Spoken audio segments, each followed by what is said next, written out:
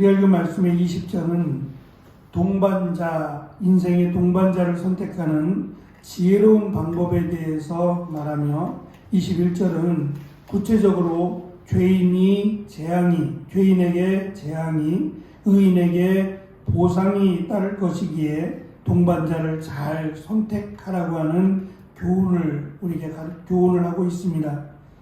특별히 21절 후반부에 있는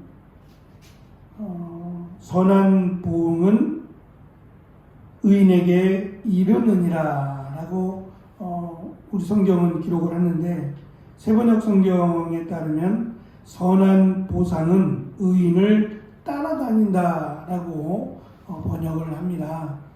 반대로 말하면 악한 재앙 또는 징계가 죄인을 따라다닌다 라고 설명하므로 누구와 함께 동행하느냐, 누구를 동반자로 삼을 것이냐에 대해서 솔로몬은 강조합니다. 이어지는 22절부터 25절은 자녀를 위한 유산에 대한 교훈을 하고 있습니다.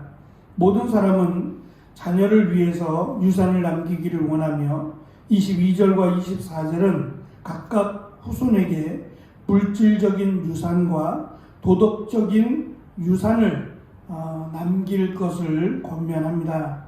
이 두 가지를 균형 있게 제시하는데, 가족의 삶을 위한 물질적인 필요를 외면하지 않으면서 도덕적인 훈련의 필요성을 균형 있게 강조하고 있습니다. 23절과 25절은 가정이 가난하고 굶주리게 되는 두 가지 이유를 제시하는데요. 첫째는 불의하여 가산을 탕진하기 때문에 가난하다는 겁니다. 두 번째는 하나님께서 악인을 돕지 않으시기 때문에 가난하게 될 수밖에 없다는 겁니다. 솔로몬은 왕으로서 어쩌면 가난과는 전혀 상관이 없는 삶을 살았습니다. 그럼에도 불구하고 그가 이 가난에 대해서 단순히 게으르거나 또는 그가 경제적인 책임을 지지 않음으로 인해서 가난하게 되었음을 무시하지 않습니다. 그래서 부지런할 것도 강조하고 있고 또 근면하고 성실할 것도 강조합니다. 특별히 솔로몬이 이 잠언을 기록한 이유는 그저 성실하게 또는 가난하지 않는 부자로 살아갈 것을 권면하기 위해서 잠언을 기록하지 않는다는 점이에요. 그러니까 이 잠언이라고 하는 것은 우리의 인생에 있어서 지혜로운 삶을 강조하고자 함이 아니라 그 인생의 주관자가 되는, 어쩌면 솔로몬은 많은 시간을 잘못 살아왔어요.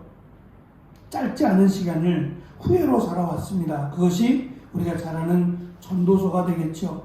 헛되고 헛되니 모든 것이 헛되다라고 하는 참 어리석고 미련한 삶을 살았어요. 그렇게 살았기 때문에 자신과 같은 삶을 살지 않기를, 또 자신과 같은 전철을 밟지 않기를 원합니다. 왜냐하면 많은 사람들이 바라고 소망하는 그 지혜의 모델이 솔로몬이었기 때문에 솔로몬은 그렇지 않다라는 것을 강조하기 위해서라도 헛된 삶을 살았음을 고백하는 겁니다.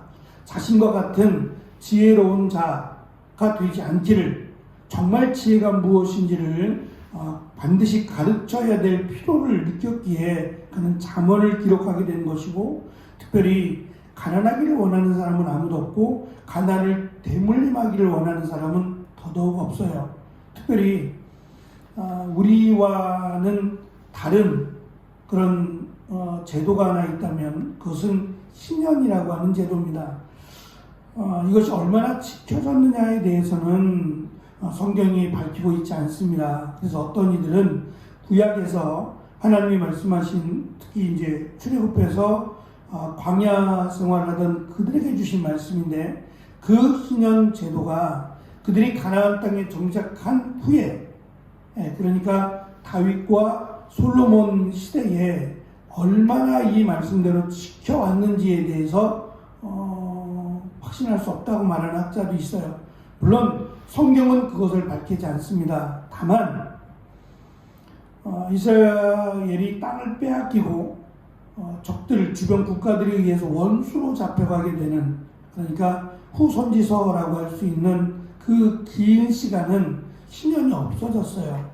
왜냐하면 땅을 빼앗기고 정복당하면서부터 신년의 의미가 무의미해졌기 때문입니다. 하지만 적어도 다윗이나 솔로몬 때에는 이 신년제도 50년이 지나면 다시 하나님이 원래 정해주신 그 땅을 회복한다라고 하는 제도가 지켜지지 않았을까라고 하는 점에서 가난이 대물림되진 않습니다. 적어도 50년이라고 하는 1세대가 끝나고 2세대가 그 자리를 물려받을 때가 되면 적어도 50년 우리가 이 땅을 살아가니까 내가 살아가면서 빚을 내고 또 땅과 건물을 어쩔 수 없이 빼앗긴다, 담보로 잡히게 되는 경우라도 적어도 자녀들 세대에서는 회복이 될 수 있도록 하나님이 신년제도를 주셨기 때문에 가난이 대물림되지 않습니다. 그것이 우리와는 가장 큰 차이라고 할 수 있습니다. 그럼에도 불구하고 솔로몬은 이 가난이라고 하는 것을 단순히 게으름에 대한 결과를 보는 것이 아니라 오늘 우리가 읽은 말씀처럼 불의하게 살기 때문에 또는 악인이기 때문에 가난할 수밖에 없다라고 하는 결론을 냅니다. 다시 말하면 이 부하다는 것, 가난하다는 것, 이것이 인생의 목적이 될 수 없다는 것과 하나님은 결코 의인의 불의한 삶, 악인의 삶을 돕지 않으신다는 거예요.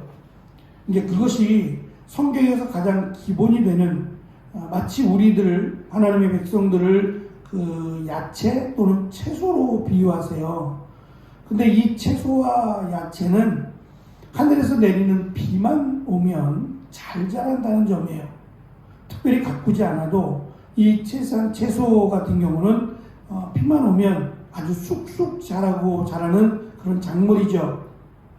마찬가지로 하나님이 우리가 특별하게 약속의 땅에서 광야에서 보여주신 것처럼 그들이 특별히 경작하지 않아도 먹는 것의 문제를 안고 살지 않았어요. 하나님 먹이시고 입히셨기 때문이죠. 마찬가지로 이 땅의 삶이 하나님이 주관하시고 하나님이 다스리시고 역사하신다라는 것을 믿는다면 하나님은 도우신다는 겁니다. 근데 그 도우신다라고 하는 것을 어떻게 돕느냐라고 묻는다면 여러 가지 다양한 방법이 있겠지만 특별히 13장 20절부터 25절에서는 동반자라고 하는 설명으로 한 가지 예를 들어줍니다. 그것은 누구와 함께 동행하느냐예요. 의인과 함께 동행하면 그를 통해서 하나님이 채워주시고 또 이 땅을 살아갈 수 있는 힘을 주시지만 악인과 불의한 자와 동행하면 그와 동행함으로 망한다는 거예요. 그 불의한 자와 함께함으로 하나님이 그를 심판하시고 징계하시고 재앙을 내리시기 때문에 그는 가난하게 될 수밖에 없고 망할 수밖에 없다라는 것을 설명함으로 자녀들에게 누구와 함께 할 것이냐, 누구와 함께 동행할 것이냐를 지금 교훈하고 있는 겁니다. 악인의 멸망은 게으르지 않더라도 가산이 탕진하고 배가 줄일 수밖에 없는 이유가 그가 악인이기 때문이라는 겁니다. 하나님은 그 길을 허락하지 않으신다라는 것을 강조합니다. 무디 신학교는 미국에서도 유명한 신학교입니다.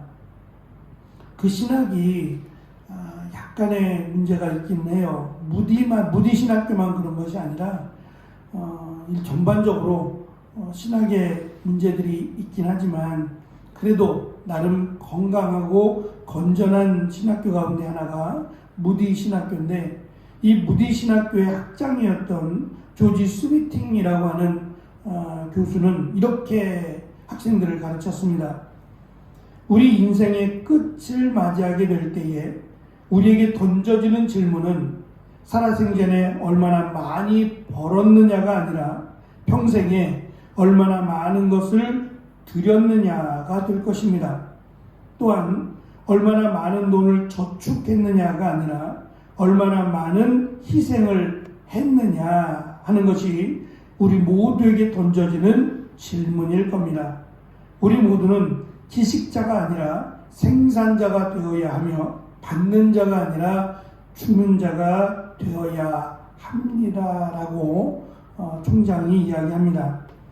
솔로몬은 가난한 자를 책망하기보다 가난한 원인을 지금 말하고자 합니다. 그래서 이 가난의 원인을 알고 악인의 길을 가지 말 것을, 혹시 내가 가난하다라고 할 때에 그 가난함의 원인이 되는 악인의 길을 가고 있다면 그 길에서 서둘러 돌아서서 의인의 길을 갈 것을, 당장은 그것이 해결되지 않을지라도 하나님의 의인의 길을 도우신다라고 약속하셨기 때문에 의인의 길 또는 의인의 동반자를 둘 것을 가르침으로 나뿐만 아니라 자자손손 자녀들에게 의인의 삶 또는 의인의 동반자를 둘 것을 교훈하고 가르치라.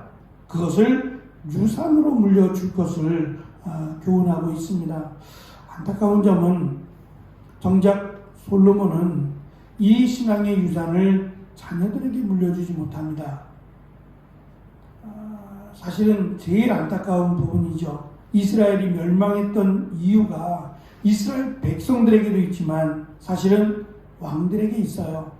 이 왕들의 타락과 또는 하나님을 배도하는 것이 이스라엘의 패망을 가져온 원인이었던 것처럼 가정이 잘 되고 또 이왕이면 물질적으로 부유한 것이 좋겠죠. 그래서 가급적이면 자녀들에게 많은 유산을 물려주려고도 합니다. 하지만 그것이 자녀를 윤택한 삶으로 이끌지는 못합니다. 외국 그 부자들과 우리나라의 부자들의 가장 큰 차이가 있다면 사회 환원입니다. 우리가 잘 아는 이름만 내면 알 수 있는 워렌 버핏이나 이런 정말 손에 꼽히는 이런 자산가들 또는 부자들은 자녀들에게 큰 유산을 물려주지 않습니다. 그것은 결국 자녀들을 망하게 하는 것이라는 걸 알기 때문이에요. 그래서 대부분은 사회에 환원하고 아주 일부분만 자녀들에게 남겨준다고 합니다. 근데 우리나라의 부자들은 이와는 반대죠. 사회 환원은 일부분이고 거의 대부분을 자녀들에게 유산으로 물려준다고 합니다. 그 끝이 어디 있는가는 역사가 설명해 줄 겁니다.